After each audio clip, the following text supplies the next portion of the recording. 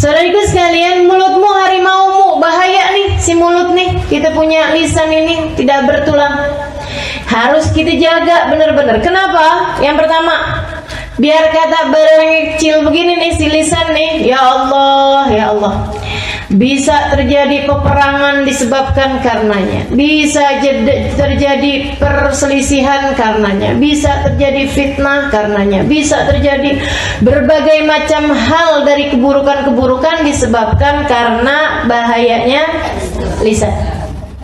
Maka kenapa kita harus menjaga lisan? Karena yang pertama, bahayanya luar biasa besarnya.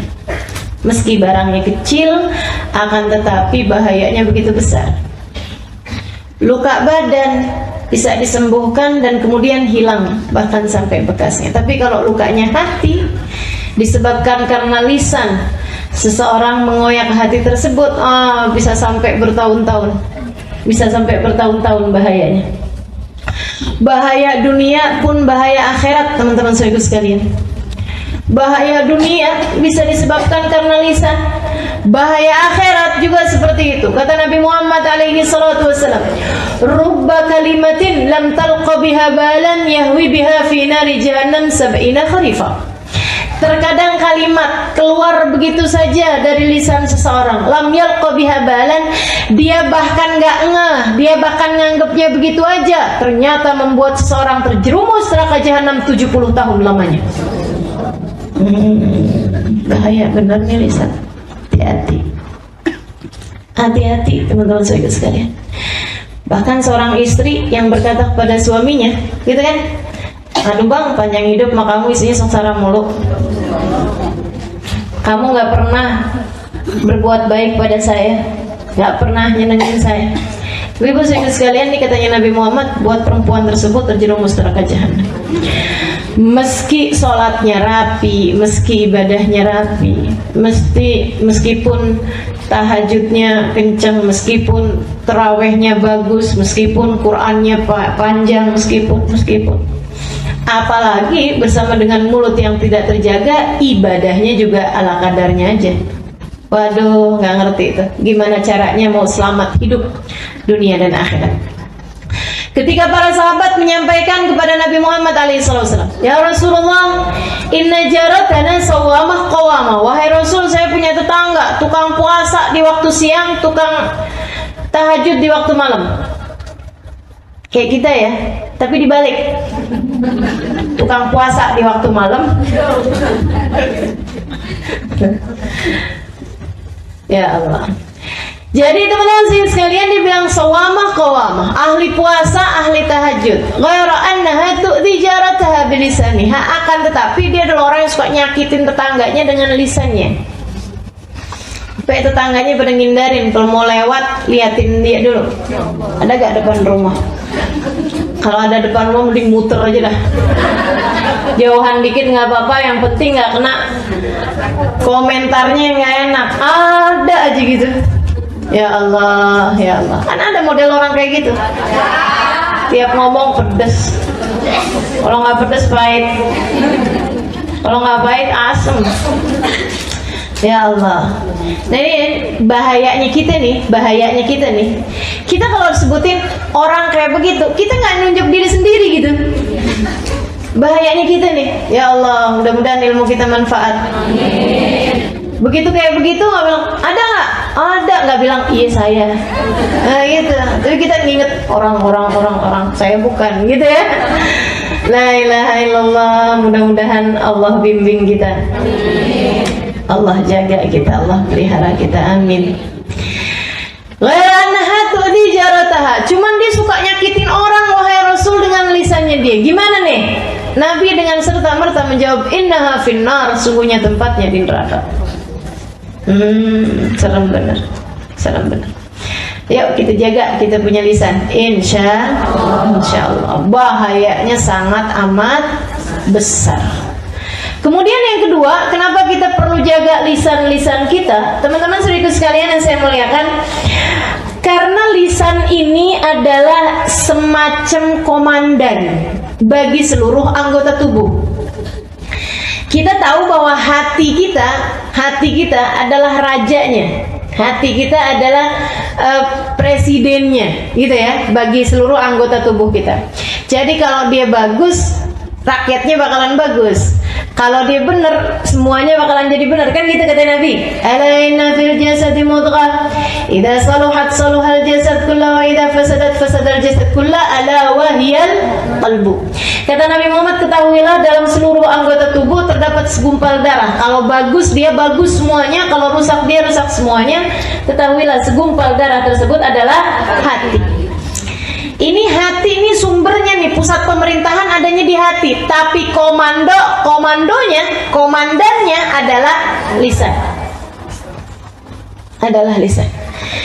Lisan ini teman-teman sekalian kelihatannya kayak nggak terlalu ngaruh untuk anggota badan yang lain, tapi ternyata nggak gitu. Setiap pagi, idza asbaha as-sabah, kata Imam Ghazali dalam Minhajnya, beliau mengatakan idza asbaha as-sabah, apabila datang waktu pagi, yaqulul a'dha lil lisan.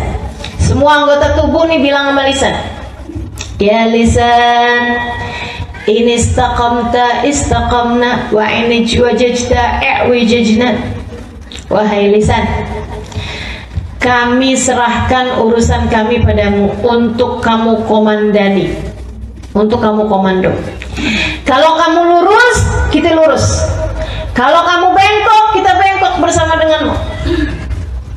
Jadi kalau lisannya bilang kanan, anggota tubuh semuanya ikutan kanan. Kalau lisannya bilang kiri, anggota tubuh semuanya bakalan kiri. Maksudnya gimana? Teman-teman sedikit sekalian yang saya muliakan, kalau ingin memperbaiki seluruh anggota tubuhmu yang 7 nih, bukan termasuk hati ya di situ ya. Kalau mau membenahi anggota tubuh yang 7, semuanya memang bergantung dari hati. Tapi mau ngerjain kebaikan-kebaikan, itu juga lisan punya pengaruh yang cukup besar. Kalau dia benar, biasanya anggota tubuh yang lain bakalan benar. Kalau lisan nggak benar, bakalannya seluruh anggota tubuh yang lain nggak benar. Karena lisan ini juga merupakan juru bicaranya hati. Orang kan nggak kelihatan nih, kalau lagi diem kayak begini nih, semuanya nih nggak kelihatan. Baik nggak kelihatan. Apalagi pakai kerudungan semua, tutup aurat semua, gitu ya. Semuanya kayak orang baik semua. Amin. Begitu ngomong, baru tuh kelihatan. Alhamdulillah kalau di majlis kan nggak banyak ngomong. Saya doakan yang ngomong. Jadi yang ketahuan baik nggak baiknya saya doakan. Ya Allah, ya Allah. Ini nih lisan nih. Kalau dia baik seluruh anggota tubuh, kalau dia rusak seluruh anggota tubuh. Ikutan, ngaruh, ketularan. Jadi nih kalau ngomongnya orang tuh setiap kali ketemu orang ngomongin orang, tiap kali di jalanan kerjanya ngumpat orang, tiap kali apa aja ngomongnya nggak pernah bagus gitu. Itu nanti liatin aja, mata bakalan ikut nggak bener ngelihatnya, telinga bakalan ikut nggak bener lihatnya, kaki bakalan melangkah ke tempat-tempat yang nggak bener, tangan bakalan bergeraknya nggak bener, yang masuk ke dalam perut pun bakalan menjadi sesuatu yang nggak baik. Lisan semuanya, kalau baik baik semuanya, kalau nggak baik semuanya. Makanya teman-teman sedikit sekalian, coba perhatikan. Kalau pagi-pagi tuh ucapan pertamamu tuh apa? Pagi-pagi. Lagi kalau yang bangunnya terlambat, sial nih, misal, gitu ya. Udah langsung, ya ampun, nih mama telat nih. Waduh, ngomel pagi-pagi. Teman saya ada yang cerita, Ustazah mohon maaf ya, saya waktu itu ada menginap di rumah dia gitu. Kalau pagi kita Ustazah suka ada perang Iran-Irak. Saya sama anak-anak, urusan menu makanan aja kita berantem. Dia bilang urusan mau sarapan apa nggak sarapan, semuanya bisa bikin berantem. Nah ini kita lupa, kita nggak tahu bahwa ternyata kalimat-kalimat di pagi hari akan mempengaruhi sepanjang harimu. Maka jagain ya, ngomongnya yang baik, ngomongnya yang benar. Ibu-ibu sekalian, nggak pernah dengar suaminya, bagi yang punya suami nih, nggak pernah dengar suaminya bilang, saya tuh kalau pagi-pagi udah berantem sama kamu, sepanjang hari semuanya berantakan. Bener gak? Pada ngomong begitu gak suaminya? Yang nggak ngomong aja. Maksud saya bukan berarti nggak begitu. Yang nggak ngomong pasti kayak gitu juga. Cuman masalahnya dia nggak ngomong gitu. Karena semuanya kayak begitu. Kita sendiri deh, nggak usah yang lain-lain. Kita sendiri. Kalau pagi-pagi udah berantem sama suami, berantem sama anak gitu, sepanjang hari bakalan berantakan apa nggak harinya? Berantakan. Kayak jagain lisan. Jagain lisan. Baik, yang ketiganya, kenapa kita perlu jagain lisan? Teman-teman saudara sekalian, amalan kita dikit, jaga amalan tersebut dengan cara kita benerin lisan. Sekali lagi, alasan pertama kita perlu benerin lisan karena satu, bahayanya besar sekali. Yang kedua, kalau dia benar seluruh anggota tubuh. Yang ketiga, amalan kita dikit, jaga amalan tersebut dengan kita jaga lisan. Karena begitu kita nggak jaga lisan, teman-teman saudaraku sekalian, maka kita sama kayak orang lagi ngelemparin anak-anak panah. Kita sama aja kayak lagi punya anak panah nih, dikit, udahlah dikit kita lempar-lemparin, kita kasih-kasihin sama orang. Gitu. Jadi sayangin amal-amal kita. Setiap kali kita ngomong nggak bagus sama orang, itu kita lagi lemparin kebaikan-kebaikan kita, terutamanya ghibah. Orang tuh kalau kita gibah, kita nih kalau berghibah, teman-teman sekalian, lagi transfer pahala kepada orang lain.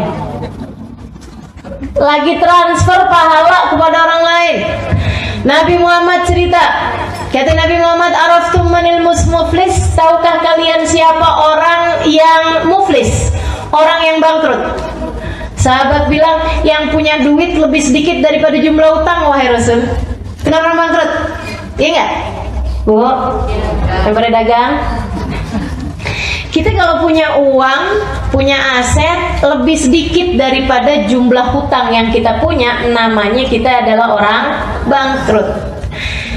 Kata Nabi Muhammad SAW, oh iya, itu bangkrut menurut kalian. Terus bagaimana menurutmu, wahai Rasul? Nabi cerita, orang bangkrut adalah orang yang datang di hari akhirat nanti bawa pahala segede gunung. Dia seret-seret pahala itu dengan perasaan bangga di padang mahsyar. Sampai kemudian datanglah hari perhitungan. Faja'al ghurama, datanglah kemudian para penuntut. Dia bilang sama malaikat, wah ya Allah, mereka bermunajat pada Allah, ya Allah, orang ini pernah ngomongin saya waktu di dunia. Ya Allah, orang ini pernah fitnah saya waktu di dunia. Ya Allah, orang ini pernah nyakitin saya waktu di dunia. Ya Allah, dia pernah ngomong kasar sama saya waktu di dunia. Ya Allah, dia pernah bohongin saya waktu di dunia. Ya Allah, dia pernah zalimin saya waktu di dunia.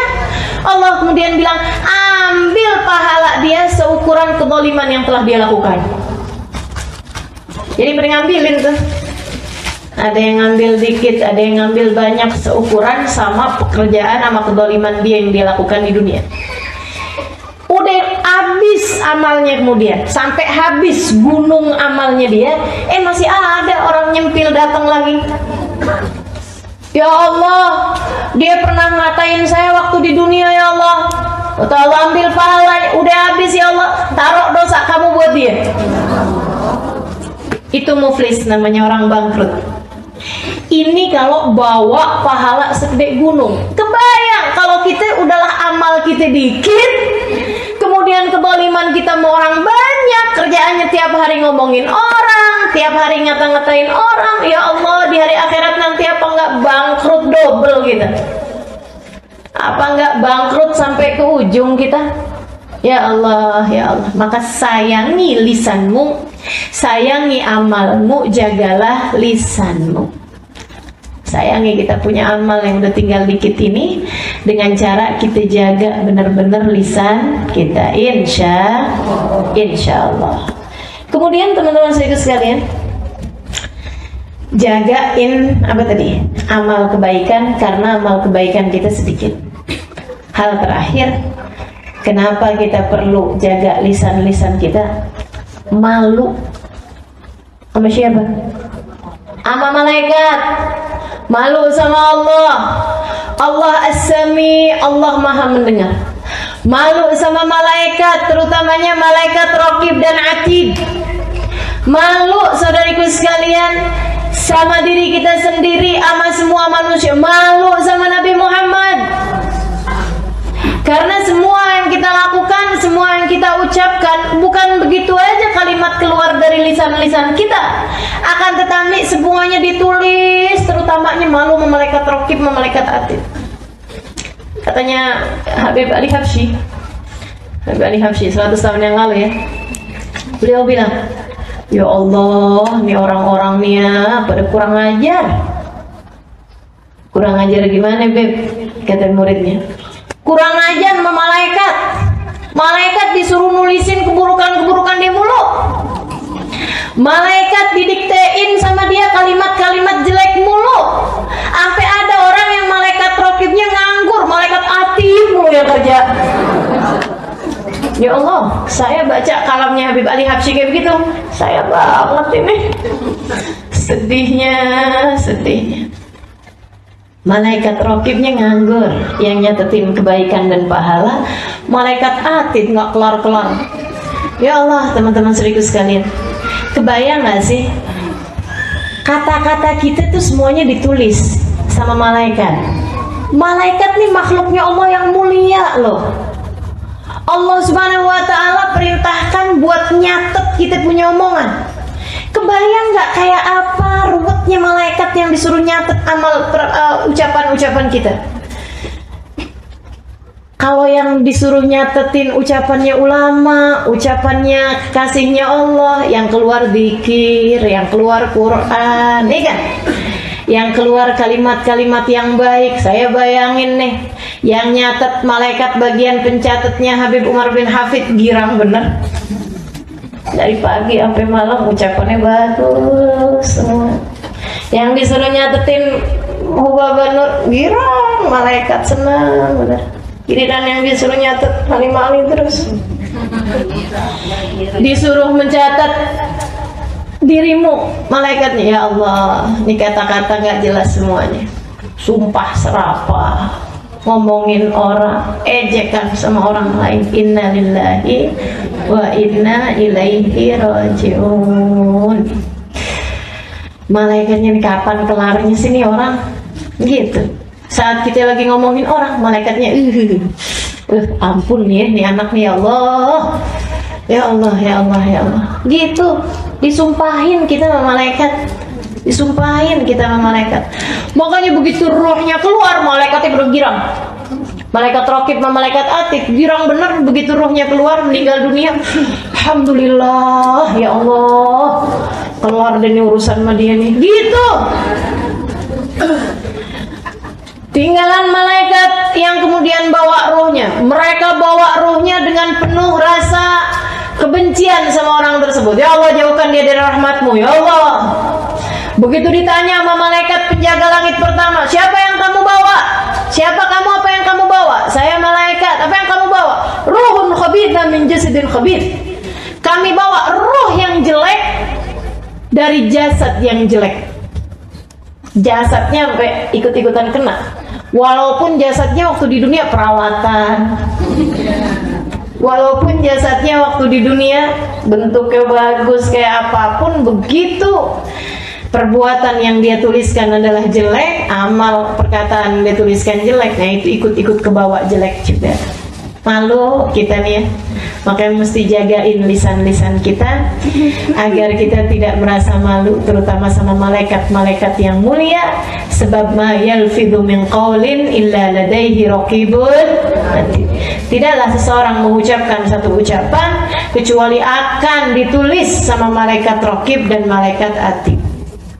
Kata Habib Umar, orang nih ngomong terus, kata Habib, dia nggak paham omongan itu bakal ditulis malaikat Raqib, bakal ditanya ketika masuk dalam kuburan, bakal ditanya ketika dia berada di mahsyar, bakal diperhitungkan kalimat demi kalimat di padang mahsyar di hari perhitungan.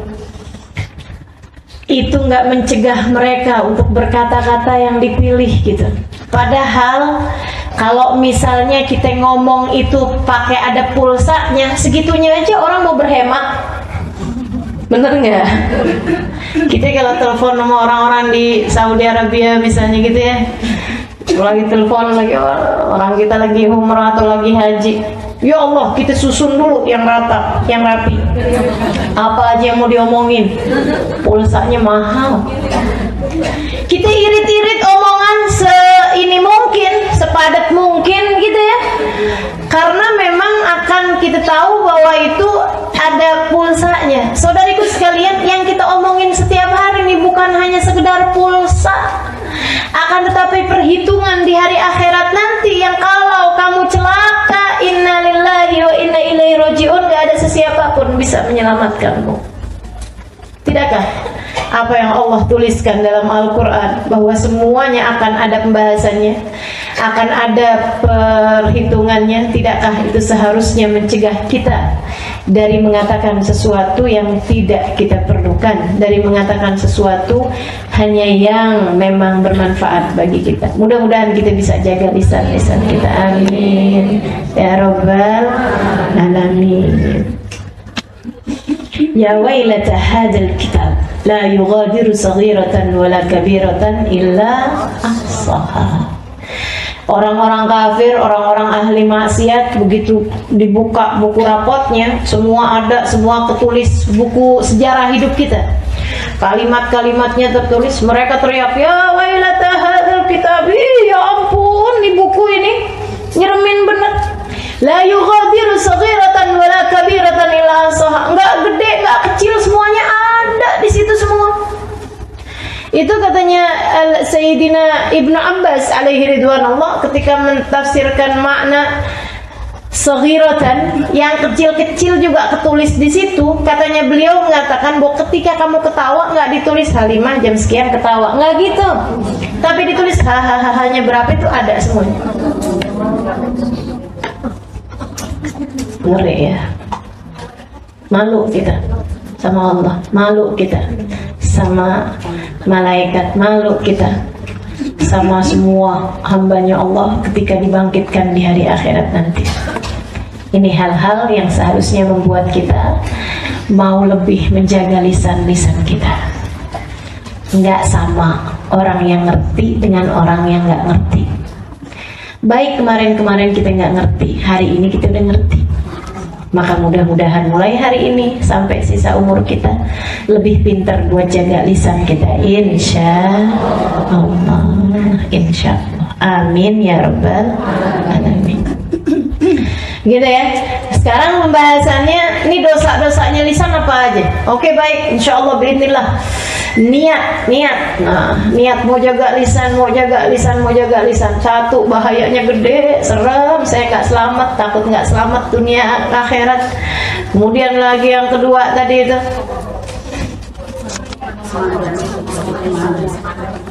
iya, kepengen bisa jaga lisan biar anggota tubuh juga jadi lebih gampang untuk kita jaga juga, karena semua anggota tubuh tergantung lisan sebagai komandannya. Kemudian yang ketiganya, jaga amal kita, karena amal kita kecil sedikit, kita nggak mau jadi orang bangkrut di hari akhirat. Dan yang berikutnya adalah kita malu sama Allah Subhanahu Wa Taala, malu sama malaikat-malaikatnya Allah, kita harus jaga lisan-lisan kita. Baik, kalau gitu niat mau jaga lisan, dijaganya dari apa? Satu, teman-teman sekalian, yang paling berbahaya dari dosa-dosanya lisan, al-kadzib, bohong. Niat dari sekarang nggak mau bohong, gitu, nggak mau bohong. Tapi kemudian bohong lagi, Ustazah, niat lagi, taubatin yang itu, gitu ya. Kalau perlu tiap kali kita bohong, kita harus omongin sama orang tersebut yang kita bohongin, kita susulin, maaf ya, tadi itu bohong saya, gitu. Sehingga nantinya jadi nggak kebiasaan. Kalau setiap kali kita bohong, kita harus susuli kebohongan tersebut dengan penjelasan, keterangan kepada orang yang kita bohongi. Kan jadinya kita malu. ya kan? Sehingga akhirnya ke depan-depannya nggak bohong. Karena teman-teman saya sekalian, ini bohong nih perkara yang kelihatannya kecil padahal gede. Nabi pernah satu ketika ditanya, ya Rasulullah, ayashrabul mu'minul khamar? Rasul, orang muslim ada nggak yang minum minuman keras? Kata Nabi Muhammad, na'am itu ada sih kadang, tapi kemudian dia taubat. Ini syarat muslimnya adalah taubatnya. Sebab kalau meninggal dunia dalam keadaan masih menjadi pemabuk, gitu ya, dia tidak akan meninggal dengan membawa iman dan Islam. Nauzubillah min dzalik. Na'am itu kata Nabi Muhammad. Ya Rasulullah, yaznil mu'min. Orang muslim, orang mukmin ada nggak yang berzina? Bukan berarti ngentengin dosanya zina ini ya, tapi ada nggak gitu orang mukmin terjerumus dalam dosa zina kemudian dia bertaubat? Artinya kalau ada seseorang yang kemudian asalnya dia berzina kemudian dia bertaubat, jangan dipikir wah nggak mungkin, itu si neraka udah kangen sama dia tuh. Belum tentu teman-teman. Kalau dia taubat, pintu rahmatnya Allah, pintu taubatnya Allah SWT masih mungkin untuk terbuka bagi. Kata Nabi Muhammad, na'am itu ada, tapi kemudian dia taubat Allah SWT. Ya Rasulullah, ayasidul mu'min alal mu'min, ada nggak orang mu'min hasad sama orang mu'min lainnya? Na'am itu kata Nabi Muhammad ada, tapi kemudian dia bertaubat. Nabi disebutkan beberapa dosa, semuanya Nabi Muhammad bilang na'am itu, bahkan dosa-dosa yang besar seperti yang tadi saya sampaikan. Sampai kemudian, ya Rasulullah, ayakdzibul mu'min, wahai Rasul, ada nggak orang mukmin yang bohong? Enggak, kata Nabi Muhammad, nggak ada. Innama yaftaril kadhiba alladziina la yu'minuna billah. Karena hanya orang yang tidak beriman kepada Allah yang bisa ngarang-ngarang cerita, yang bisa bawa-bawa cerita, yang bisa bohongin orang banyak. Itu hanya orang yang tidak beriman kepada Allah. Jadi pikiran kita nih, adakah kita muslim di sisi Allah? Karena alhamdulillah kita nggak zina, alhamdulillah kita nggak minum minuman keras, alhamdulillah kita nggak bunuh orang, alhamdulillah kita nggak sihir. Akan tetapi bohong. Kapan terakhir kamu bohong? Tadi malam. Misalnya, ya Allah, serem benar. Muslimkah kita? Mukminkah kita di mata Allah Subhanahu wa Ta'ala? Yuk tegesin, saya tidak mau bohong. Gitu. Kalau bercanda doang gimana Ustazah? Usahakan tidak berbohong bahkan dalam bercanda sekalipun. Gitu ya. Kecuali kalau orangnya tersebut paham bahwa itu memang adalah kebohongan. Untuk permisalan aja, gitu ya.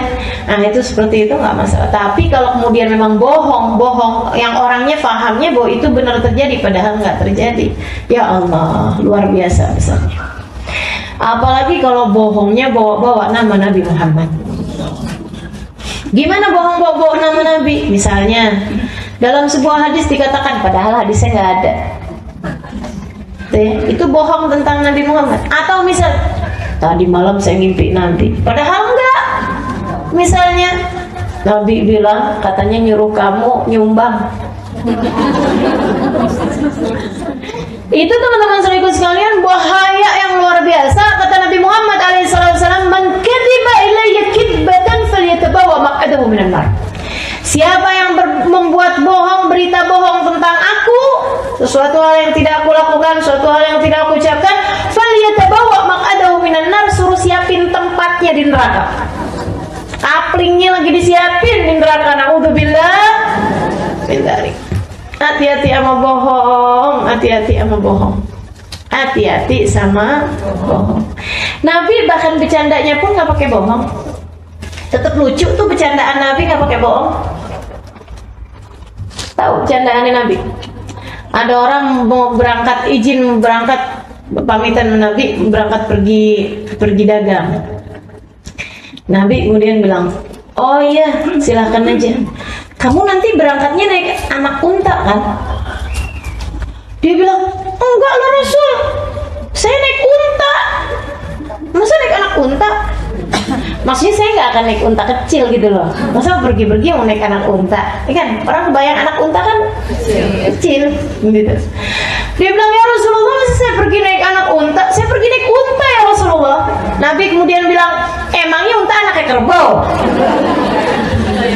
Iya sih. Unta kan juga anaknya unta. Dia kan anak bapaknya ya enggak? Dia anak emaknya gitu.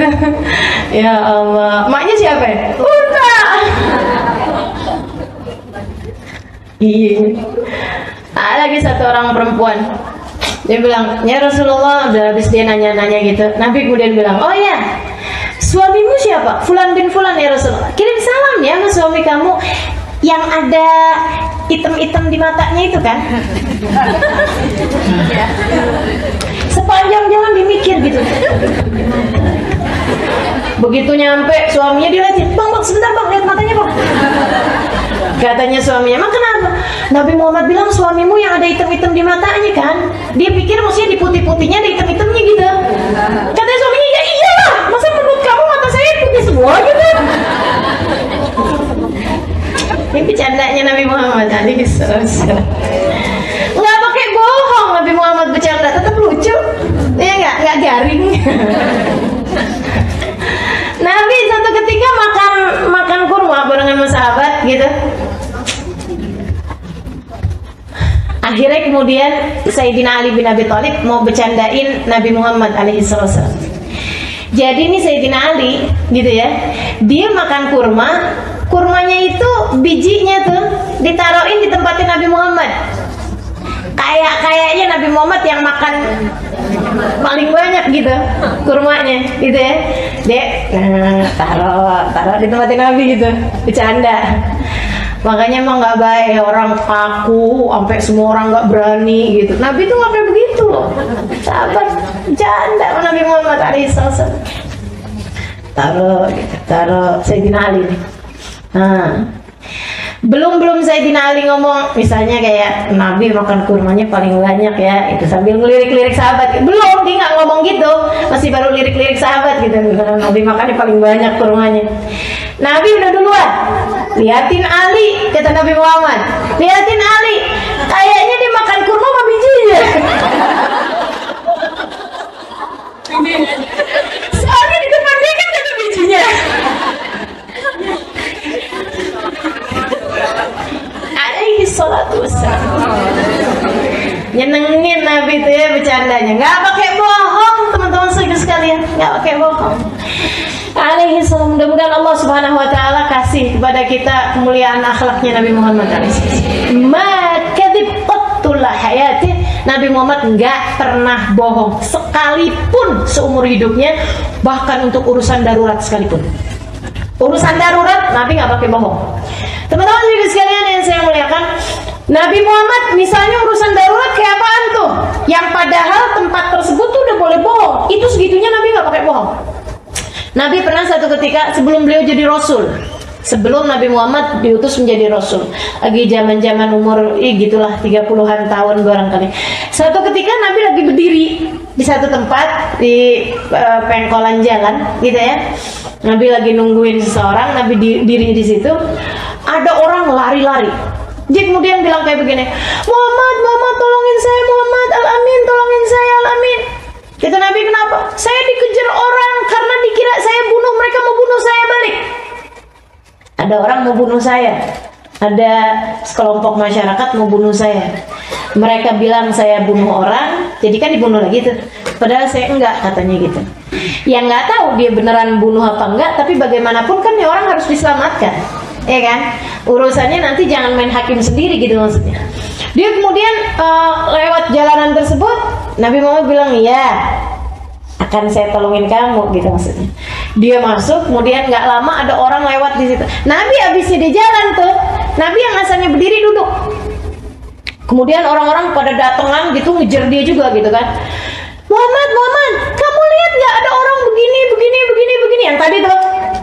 Nabi jawabnya kayak gini, mundu majelis tuh fala. Sejak saya duduk di sini saya nggak lihat.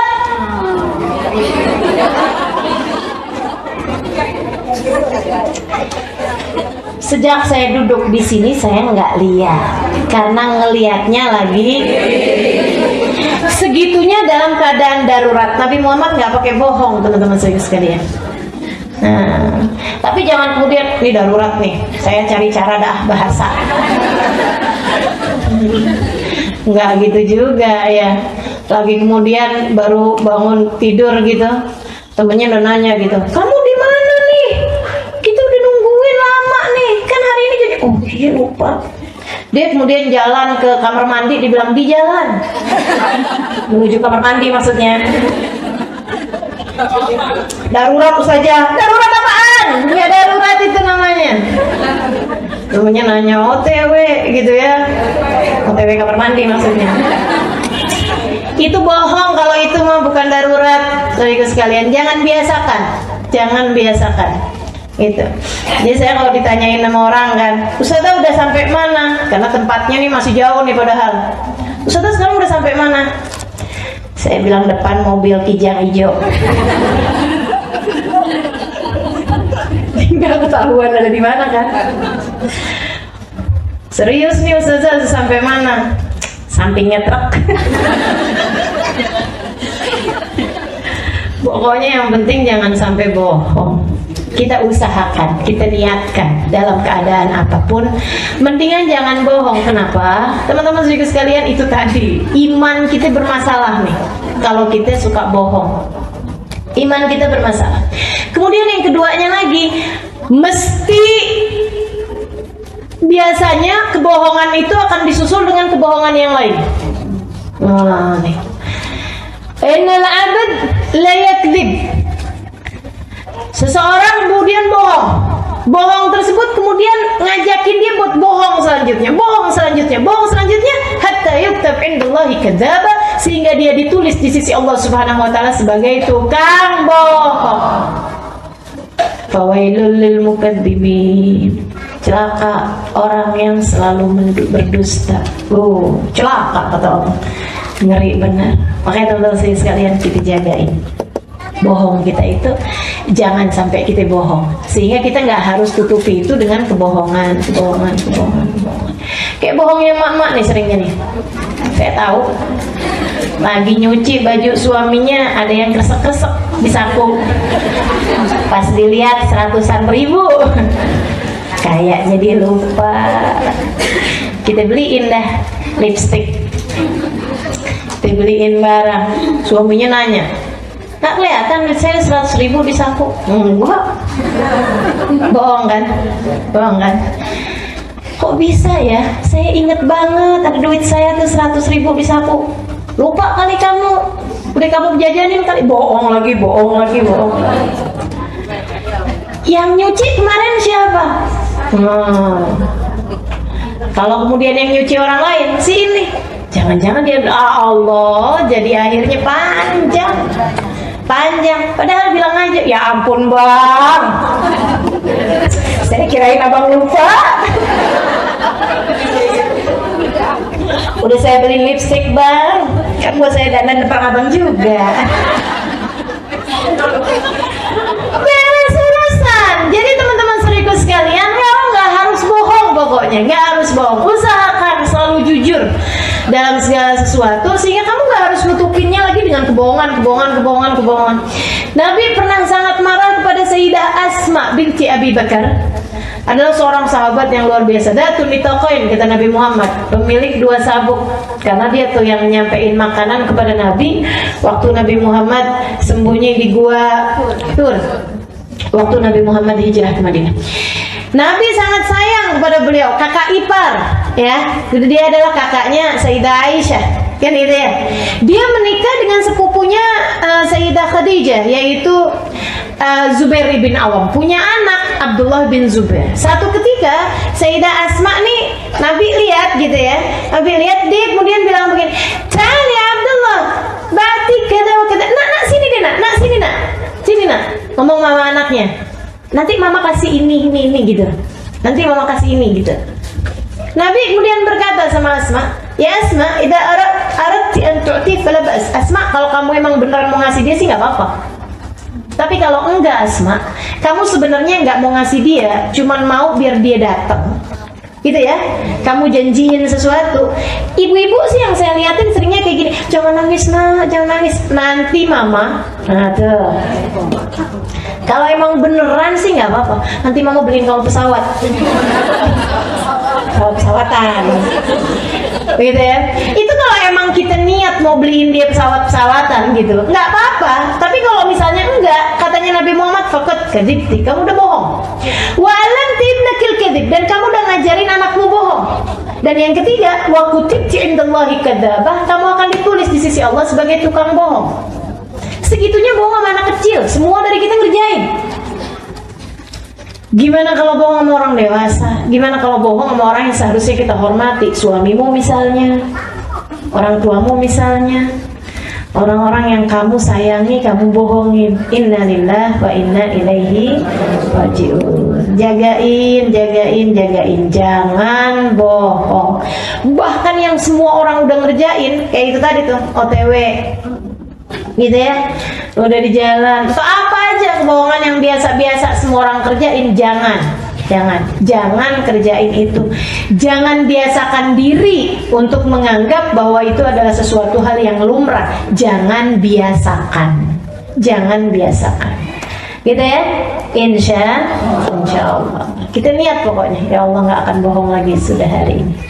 Nanti begitu kita bohong, kita omongin sama orang tersebut, maaf ya, yang tadi tuh saya omongin bohong bang, tadi saya bohong bang, sebenarnya 100.000 itu saya ambil bang. Ngomong aja gitu, ngomong aja. Suaminya palingan, ya udah kalau gitu saya akan lebih hati-hati.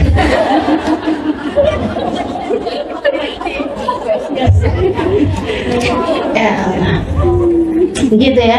Jadi teman-teman sedikit sekalian saya muliakan, jangan biasakan bohong gitu. Bahkan hal yang kecil sekalipun. Nanti kalau udah setiap kali kita bohong kita terangin sama orang tersebut bahwa kita bohong gitu ya, nanti lama-lama kita akan ngerem diri untuk bohong, sehingga akhirnya insya Allah nggak akan bohong lagi. Bersama dengan niat di dalam hati, mulai hari ini tidak akan ada kebohongan keluar dari lisan kita, insya Allah.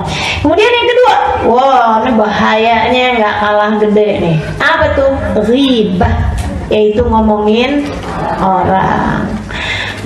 orang, teman-teman saudaraku sekalian. Kata Allah, wailul likulli humazatil lumazah, celaka orang yang suka membicarakan aib orang lain di belakangnya atau membicarakan aib orang lain depannya. Maksudnya tair dia, maki dia, caci dia, depannya dia berarti, atau di belakang, ngomongin di belakang, sama-sama celakanya.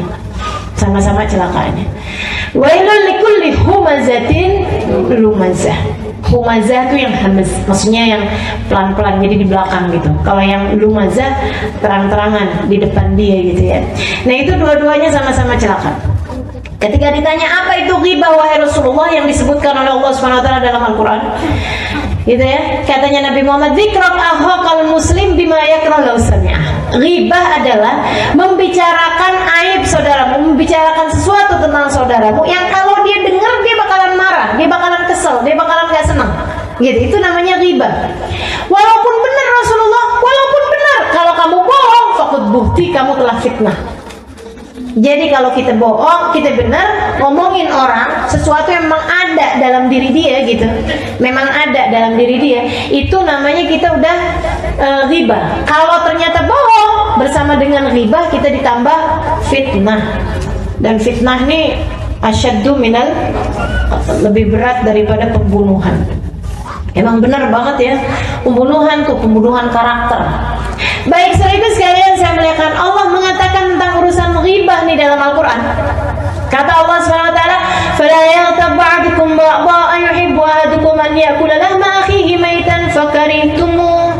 Janganlah seorang di antara kalian membicarakan aib orang lain itu sama aja kayak makan daging orang tersebut dalam keadaan bangkai. Teman-teman saudara sekalian yang saya muliakan, saya pernah tahu baunya bangkai manusia. Pernah tahu saya. Jadi di daerah sekitaran antara perjalanan antara Situbondo ke Banyuwangi itu kita udah ngelewatin hutan, namanya hutan Baluran. Satu ketika kita buka kaca karena mau lewat nih dalam keadaan, maksudnya kan itu kan hutan gitu ya, bagus udaranya, apalagi mobilnya jarang-jarang yang lewat di situ gitu. Jadinya kan udaranya bagus tuh. lagi enak gitu ya, tiba-tiba keciuman bau busuknya pengen muntah. Wah, langsung buru-buru tutup kaca, wow, sampai benar-benar tersiksa. Ya Allah, yang asalnya lapar bayangin makanan enak, nggak ada yang enak. Kita kan kalau lagi keciuman bau yang sangat busuk itu kan udah enak, sampai lagi lapar sekalipun nggak nafsu makan makanan apa. Bahkan kita lagi makan aja kadang bayangin bau kayak begitu udah nggak nafsu makanannya. Akhirnya udah sampai udah lewat ininya, lewat hutannya, udah lewat baunya, baru deh tuh ya Allah bisa buka hidung gitu. Saya tanya, ini bau ampun luar biasa kayak begini, bau apaan? Bau bangkai orang. Biasanya ada orang gila ustazah, dia bilang kalau ini buang tuh suka dibuang di hutan gitu kan, enggak, dia jalan ke hutannya 30 kilometer. Jadi itu kan dia nggak ada yang ngasih makan, nggak ada yang apa, sampai kemudian kelaparan dalam keadaan mati gitu di tengah hutan situ. Baunya emang kayak begitu tuh susah, kayak gitu. Iya Allah, ya Allah, baunya nggak pernah saya cium bau lebih busuk daripada itu. Allah bilang, kamu kalau lagi ngomongin orang tuh kayak makan bangkai itu. Kira-kira nih ya, kalau ada orang cakep, bener, cakep, alisnya kayak bulan sabit, ininya bulu matanya anti kiamat, nggak cuma anti badai lagi nih kayaknya ya, kiamat sekalipun nggak bisa bikin bulu matanya, misal gitu. Wah, udah cakepnya luar biasa gitu ya, begitu dia ngomong bau busuk dari mulutnya kayak abis makan bangkai. Ada yang betah nggak dekat sama perempuan kayak begitu? Nggak ada. Ini kata Allah Subhanahu Wa Taala, demikian kamu setiap kali abis ngomongin orang, bau mulutmu itu kayak abis makan bangkai. Makanya kenapa ghibah batalin puasa? Karena makan bangkai, teman-teman sekalian. Ini yang diceritakan Nabi Muhammad SAW. Ketika satu waktu Nabi memerintahkan semua orang Madinah buat puasa, semuanya puasa, dan ketika kemudian waktunya buka, Nabi Muhammad bilang, jangan ada yang buka kecuali dengan izin saya. Waktu maghrib semua orang dapat izin buka kecuali 2 orang perempuan. Nabi diem aja waktu mereka izin berbuka. Sampai kemudian mereka malu untuk ngomong sama Nabi. Ada laki-laki dimintain tolong dong sampein sama Nabi, kita boleh buka apa enggak? Nabi dia kemudian masuk, ya Rasulullah, namra'atan tahtal bab, wahai Rasul, ada 2 orang perempuan depan pintu rumahmu. Tasta'dina nilaka an taftura, mohon izin padamu untuk berbuka. Nabi Muhammad bilang, bawa baskom, ambilin baskom, bawain baskom. Kenapa Rasul? Murhuma anta tegaya fi hadzal wi'a, suruh 2 orang perempuan tersebut muntah di tempat ini. Coba keluar. Nih, Nabi, kalian berdua suruh muntah. Gimana muntah? Kita kan puasa sepanjang hari ini. Yang ada kita lagi lapar, minta izin buat masukin makanan, bukannya kemudian malah ngeluarin makanan dari perut. Dia bilang, saya juga nggak ngerti, tapi yang saya pahami, Nabi itu ma yantiqu anil hawa in huwa illa wahyun, nggak pernah berbicara apa yang dia inginkan, akan tetapi semua ucapannya adalah wahyu dari Allah SWT. Ya muntah, yang satu nungging keluar daging busuk, darah, nanah busuk luar biasa. Wah, sampai dianya sendiri tuh kebauan, kebusukan. Dianya sendiri sampai tutup hidung gitu. Habis dia, kemudian yang satu lagi kayak gitu, keluar lagi kayak begitu juga. Dia pakai tangan sebelah bawa tuh baskom, tangan sebelahnya lagi tutupin hidung si laki-laki ini, masuk ke dalam rumah Nabi. Ya Rasulullah, keluar beginian ya Rasulullah. Muntah dia. Katanya Nabi Muhammad, innahuma samata ma halallahu lahuma wa aftarata bima yahrumallahu alaihima. 2 orang perempuan tersebut puasa nggak mau makan barang halal bagi mereka, tapi mereka batalin puasanya dengan makan barang haram. Makan barang halal, kita kalau nggak mau makan nasi uduk, padahal halal. Nggak mau minum kopi, padahal halal, karena kita lagi puasa, kan gitu ya. Akan tetapi orang ini, katanya Nabi Muhammad, membatalkan puasanya dengan makan yang haram. Apa itu? Makan bangkai. Makan bangkai kan haram. Kenapa bisa begitu Rasul? Jalasat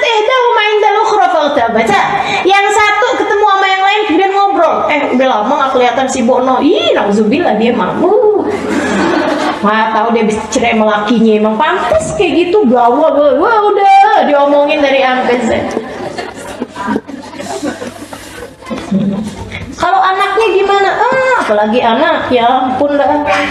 Semuanya tuh ya Allah, ya Allah, ya Allah. Ini kita punya lisan memang benar-benar harus terjaga teman-teman sekalian.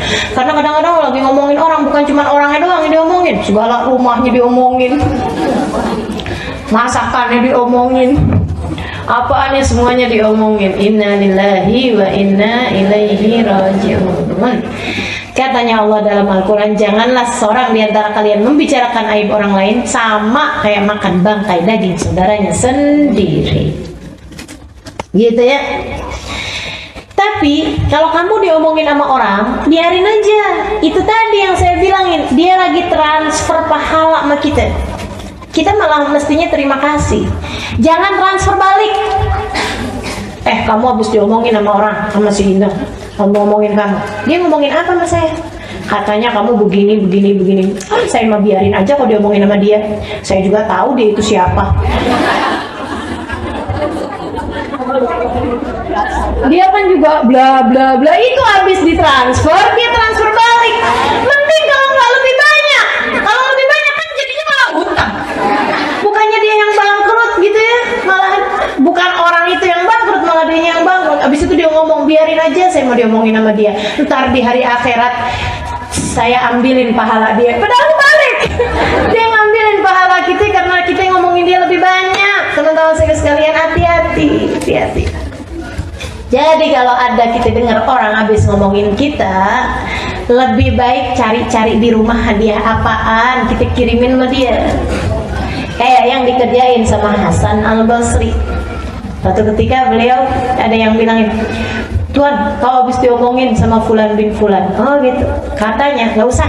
Ya, Hasan Al-Basri, udah nggak usah kamu sebutin apa yang dia habis omongin sama saya. Saya cuma mau tahu rumahnya di mana. Dekat barat. Samperin sama beliau, tok pintu. Assalamualaikum. Dalam tanya, siapa? Hasan Al-Basri. Habis saya omongin nih. Datang ke rumah nih, kayaknya mau ngelabrak nih. Kata Hasan Al-Basri, bukain pintu. Kamu nggak usah khawatir. Ma'arad tu bika illa khair. Saya tidak ingin melakukan apa-apa kecuali kebaikan. Dibukain pintunya, dia kemudian bilang, saya dengar kamu habis kirim-kirim pahala sama saya. Saya cari-cari hadiah apa gitu yang pantas atas kebaikan yang kamu udah lakukan. Saya cuma ketemu rutop, kurma basah itu. Dia bilang, ambillah ini untukmu. Terima kasih atas kebaikan yang kamu lakukan. Bengong orang. Gitu gimana? Kita kerjain apa enggak nih? Ya begitu kita dengar ada orang habis ngomongin kita, langsung transfer pulsa. Kasih ya. Saya dengar kamu habis kirimin pahala, jadi saya kirimin pulsa. Bismillah, mudah-mudahan. Bohong. 2, riba. 3, ta'yir. Apa tuh ta'yir? Nyinyir, tahu nyinyir nggak teman-teman? Ini bahasa nyinyir, bahasa adik-adik sekarang nih, nyinyir. Ngomongin sesuatu yang buruk di depan orang itu gitu, menghina gitu, gitu ya. Genit amat sih tuh cewek gitu, ya ampun, gitu nyinyir gitu. Katanya Nabi Muhammad alaihissalam, ma'ayyaru ahadukum musliman illa waqamithlu qabla an yamut. Tidaklah seseorang menghina orang lain atas satu perbuatan, menghina yang merasa jijik gitu loh, kecuali dia nggak akan mati kecuali sudah mengerjakan apa yang dia hinakan tersebut.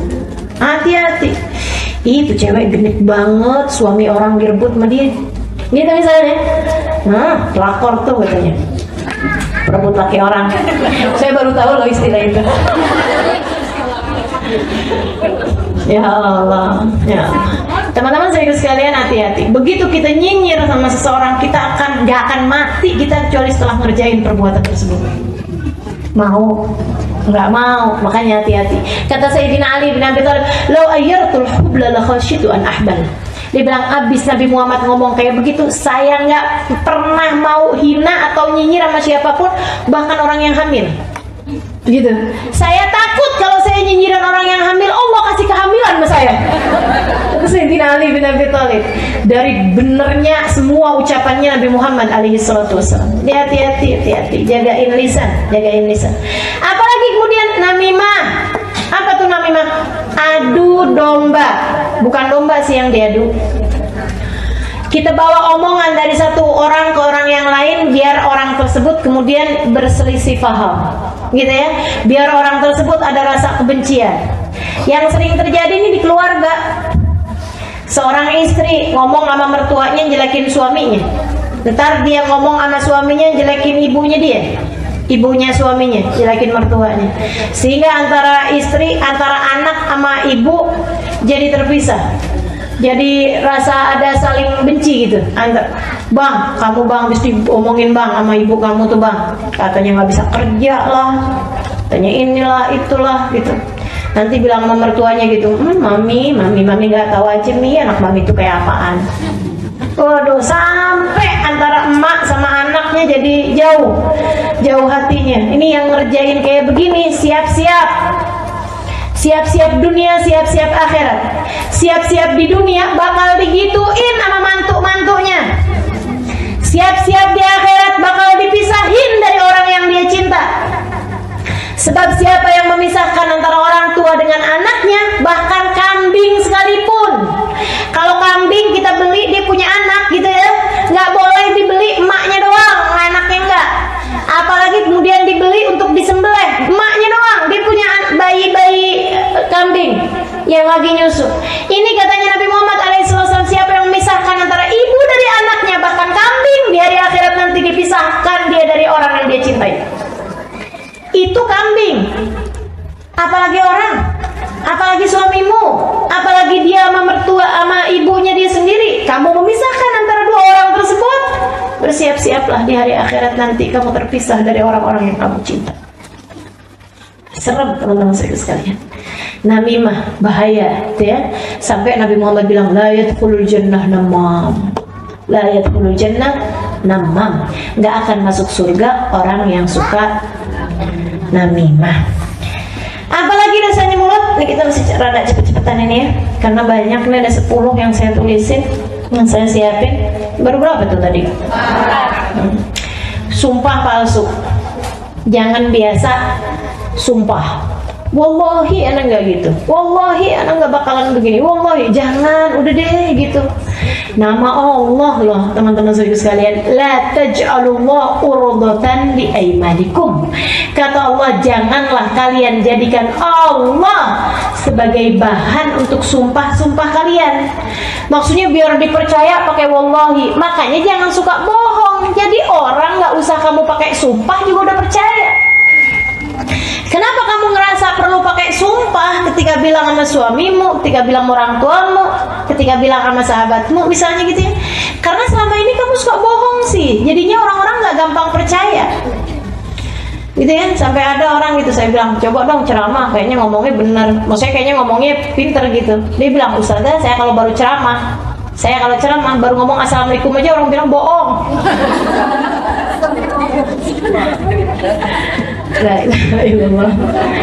Ya Allah.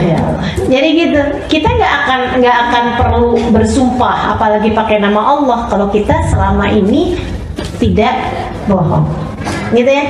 Kan seneng anaknya setiap kali kita bilangin langsung percaya, nggak usah pakai cross check karena dia tahu ibunya nggak bohong. Suamimu ketika kamu bilang sesuatu dia nggak perlu cross check karena dia tahu istrinya nggak bohong, kan enak jadinya. Dipercaya sama setiap orang. Yuk kita biasakan sehingga kita tidak merasa perlu bersumpah. Imam Asy-Syafi'i alaihi ridwanullah, kata Imam Syafi'i, ma halaftu billahi qad, saya nggak pernah sumpah dengan nama Allah sama sekali seumur hidup saya. La shadiqan wala kadiban, bener aja saya nggak sumpah, apalagi bohong, nggak pernah saya, kata Imam Syafi'i. Kenapa? Ya Allah, nggak pantas banget saya sebagai seorang hamba pakai nama Allah buat kepentingan saya. Gak pantas kan? Demi Allah saya nggak lihat, demi Allah saya nggak begini. Ngapain pakai nama Allah gitu? Jangan Jangan teman-teman sekalian. Bener aja nggak perlu kita pakai nama Allah untuk sumpah kita. Masa pantas kita seorang hamba pakai nama Allah Tuhan kita untuk dipercaya sama orang, untuk bisa Allah pakai buat kepentingan kita, kan nggak pantas. Maka jangan bersumpah. Apalagi kalau sumpah tersebut ternyata nggak benar, pakai nama Allah untuk sumpah palsu. Innalillahi wa inna ilaihi raji'un. Yang berikutnya, saudaraku sekalian yang saya muliakan, lisanmu jagain dari apaan? Dari buka aibnya orang. Dari buka aibnya orang. Itu tadi termasuknya ghibah tuh, buka aibnya orang. Siapa yang buka aibnya orang, Allah bakal buka aibnya walaupun di dalam kamarnya sendiri. Gitu katanya Nabi Muhammad SAW. Hati-hati. Kemudian jaga pula lisan kita dari memuji diri sendiri. Nggak perlu muji-muji diri sendiri sama orang-orang, gitu ya. Kamu nggak tahu siapa saya. Emang siapa kamu? Saya juga nggak tahu. Ya Allah, jangan suka muji diri sendiri gitu. Ampun bang, kamu tuh bang. Bilang sama suaminya, kamu dolim loh, berbuat jahat sama seorang perempuan solehah seperti saya. Solehah. Ya Allah, ya Allah, ya Allah. La tuzakku anfusakum, kata Allah begitu tuh dalam Al-Quran. Fala tuzakku anfusakum wallahu a'lamu biman ittaqa.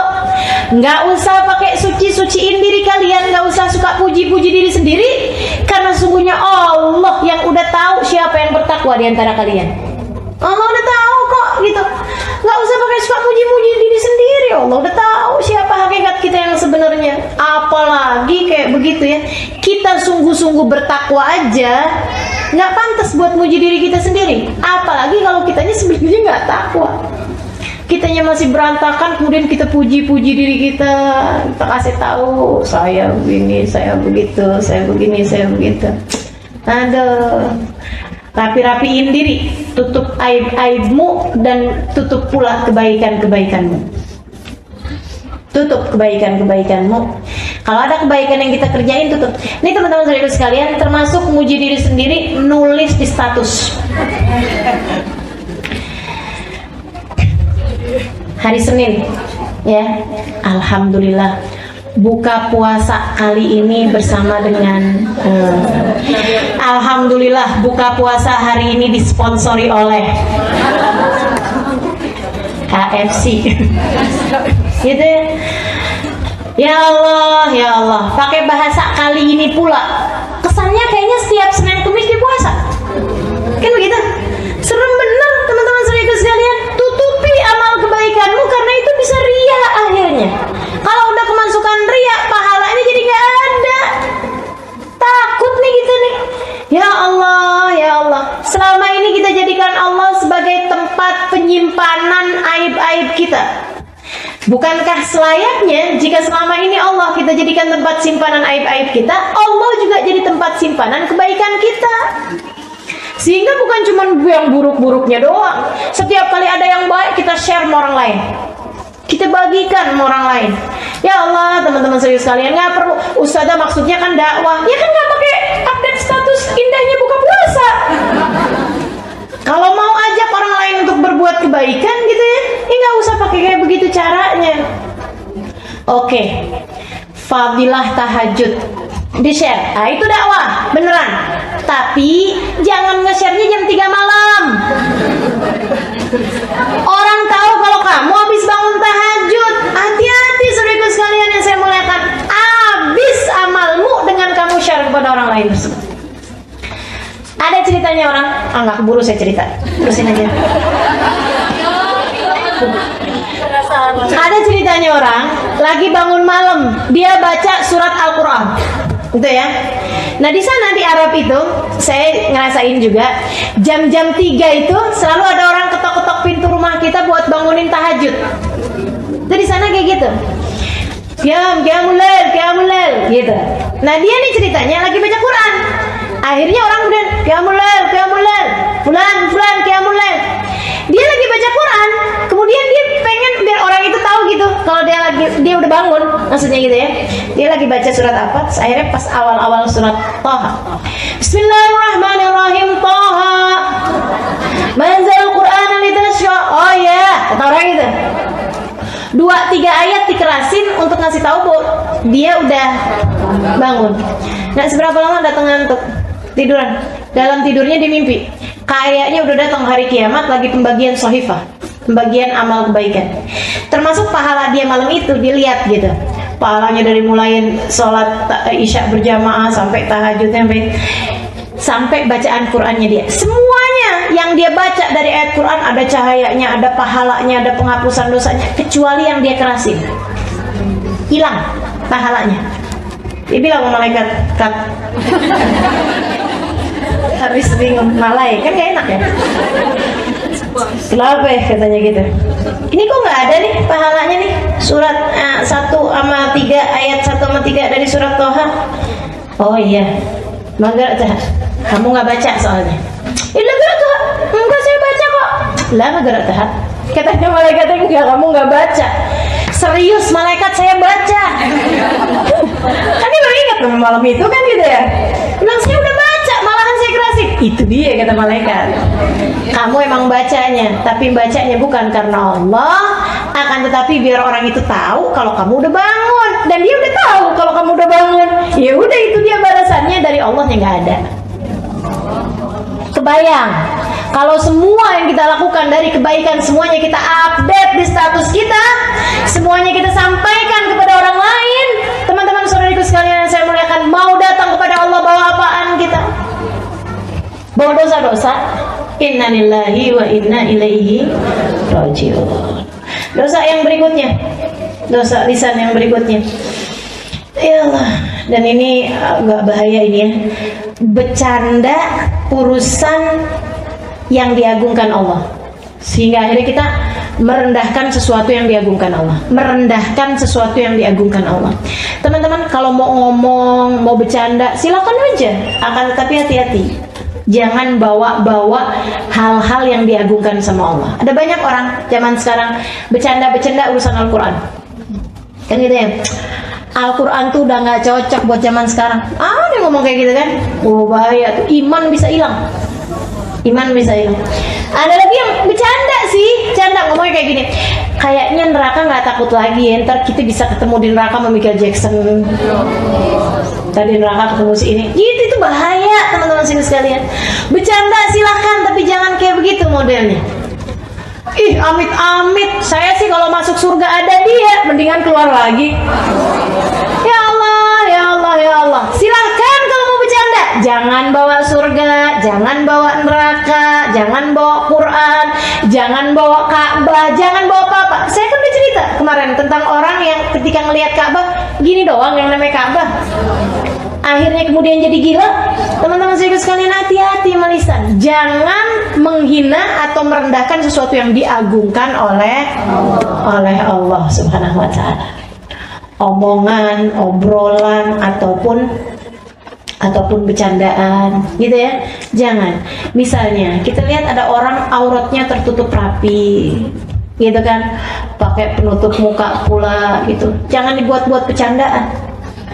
Itu kan dia kayak begitu karena jerawatnya banyak. Itu syariat agama Allah, teman-teman. Syariat agama Allah.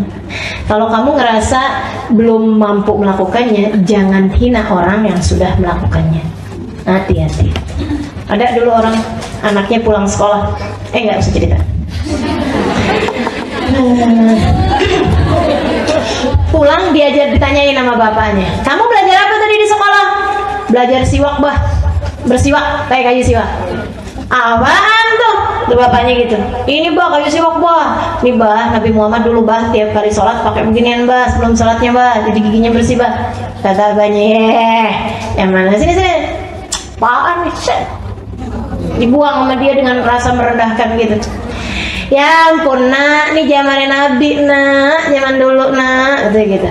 Cerita ini diceritakan oleh Habib Umar bin Hafid. Nggak model kayak saya ceritanya ya. Ya ini kan sudah dibumbui. Akhirnya kemudian ibu-ibu teman-teman sekalian, dia punya istri lagi hamil. Oh dia ngomong kayak gini, apaan nih? anjing gitu. Dia punya istri lagi hamil. Istrinya kemudian melahirkan anak mukanya mirip anjing. Dia sangat marah, kemudian keadaannya stres berat, depresi. Dia satu malam dia ambil pedang, dibunuh tuh anak. Habis kemudian dia merasa bersalah, merasa nggak enak perasaannya, dia sendiri kemudian mengakhiri hidupnya dengan bunuh diri.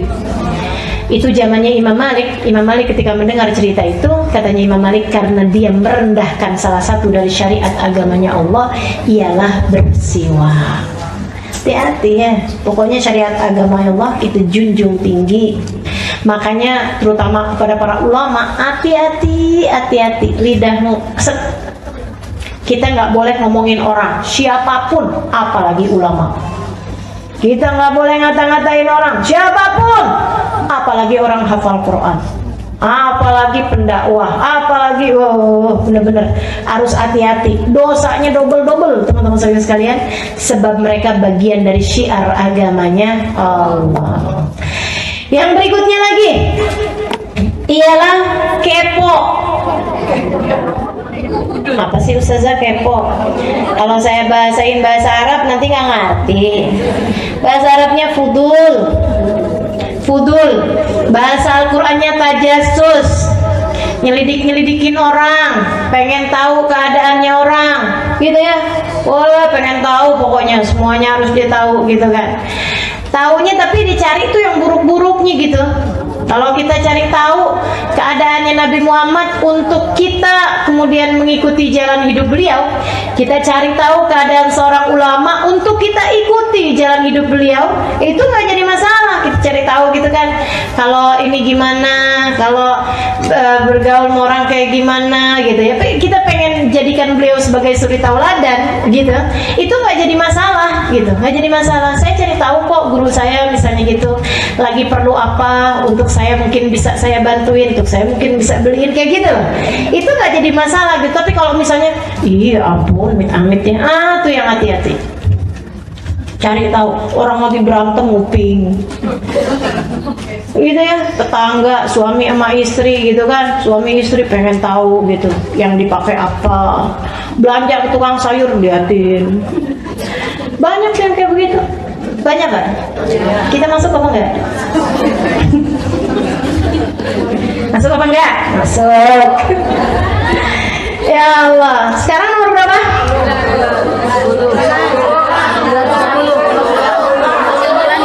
Ini ada hilafiyah ulama gini. Iya, jangan kepo itu kan. Tadi ya. Nomor berapa? 9. Sekarang 10. Oke, ya. Sekarang 10. Hindari perdebatan. Perdebatan, saudaraku sekalian, itu dosa yang luar biasa. Katanya Nabi Muhammad SAW, "Man tarakal mira wa muhik wa huwa mubtil, banallahu lahu baitan fi rabtil jannah." Man tarakal mira wa huwa muhik, banallahu lahu baitan fi wasatil jannah. Wa 'alal jannah ya Rasulullah liman hasun akhlaquh. Kata Nabi Muhammad, siapa yang meninggalkan perdebatan padahal dia benar, padahal dia salah, dia emang keliru, dia nggak ngerti ilmunya, dia nggak paham, gitu ya. Siapa yang meninggalkan perdebatan padahal dia salah, emang dia nggak ngerti gitu ilmunya, gitu, Allah akan bangunkan bagi dia sebuah rumah di surga yang bagian bawah. Tenang teman-teman, biar kata bawah juga adem. Surga mah enak, biar kata bawah juga ya. Wa man tarakal mira wa huwa muhik, siapa yang meninggalkan perdebatan padahal dia benar, padahal dia tahu kebenarannya, dia faham dalilnya, dia faham, Allah bangunkan baginya rumah di surga yang bagian tengah. Surga yang atas buat siapa Rasul? Kata Nabi, buat orang yang bagus akhlaknya, nggak kepikir buat berdebat sama sekali. Gitu. Jadi teman-teman sekalian, ketemu orang debatin urusan masalah tahlil, debatin urusan masalah apalagi yang banyak diajakin perdebatan, iya maulid, maulid berlebih-lebihan menabi begini begitu, rasanya tuh kayak gatel gitu ya. Kamar mandi mana sih? Ditinggalin aja. Allah akan bangunkan bagi kita sebuah rumah di surga bagian bawah. Kalau kita nggak ngerti ilmunya, kalau kita tahu ilmunya tapi kita tinggalin, karena teman-teman sekalian, apa bedanya perdebatan dengan orang cari tahu? kebenaran, nyari kemenangan. Bedakan gitu ya. Kalau orang nanya di majelis kayak gini, nyari kebenaran. Nyari kebenaran. Ustazah, apa hukumnya maulid? Dari mana dalilnya maulid? Itu namanya orang nyari kebenaran. Tapi kalau misalnya, ustazah ngapain sih bikin maulid? Itu ustazah namanya nyiain nian gitu ya. Nabi tuh nggak mau loh. Dari mana tuh dalilnya? Itu tuh bid'ah, bla bla bla bla bla bla. Itu namanya debat. Kalau ada orang ngajakin debat, lana a'maluna walakum a'malukum, melipir aja, menghindar aja. Ustazah, debat nih sekarang nih bukan pakai omongan ustazah, grup WhatsApp. Iya enggak? Teman-teman, kalau udah grup WhatsApp lagi santer urusan perdebatan kayak begitu, saya sarankan padamu, izin dari saya, left group. Tinggalkan grupnya, itu jauh lebih aman. Ya ustazah, nanti nggak ada yang ngasih tahu dong. Emang kamu udah bisa ngasih tahu? Kamu yang ada bingung. Jadi teman-teman sekalian tinggalkan, biarin dia sama dia deh kumpulnya. Iya apa enggak?